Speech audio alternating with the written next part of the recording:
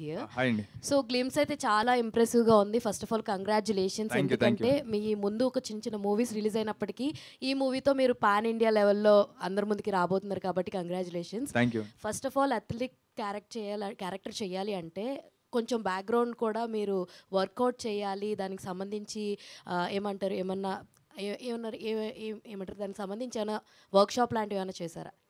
Yeah చేశానండి. యాక్చువల్గా మన గచ్చిబౌలి స్టేడియంలో మన రమేష్ గారు అని చెప్పి ఒలింపిక్ కోచ్ ఆయన. సో ఆయన దగ్గర ఒక 2 months ట్రైన్ అయ్యాను. అండ్ అదే కాకుండా ఒరిజినల్ ఒలింపిక్ ఎవరైతే వీళ్ళు అథ్లీట్స్ ఉంటారో వాళ్ళతో ఒక 2 months ట్రావెల్ అవ్వడం జరిగింది. అండ్ వాళ్ళ లైఫ్ హిస్టరీ ఈరోజు మనం చూసిన ఏదైతే గ్లిమ్స్ ఉందో వాళ్ళతో చాలా ట్రావెల్ అయ్యి వాళ్ళ కథలన్నీ విని అది నిజంగా దాంట్లోంచి వచ్చిన ఇదండి అది ఎమోషన్ ఏదైతే ఉందో. ఎందుకంటే వాళ్ళ ఎవరైతే ఫ్యామిలీ బ్యాక్గ్రౌండ్ నుంచి వస్తారో ఎంత కష్టపడి వచ్చినా, ఎందుకంటే వాళ్ళ వెనకాల ఏమి ఉండదు. బట్ అది ఏదైనా సపోర్ట్ గవర్నమెంట్ ఇస్తున్నానో ఇక్కడికి వస్తారు.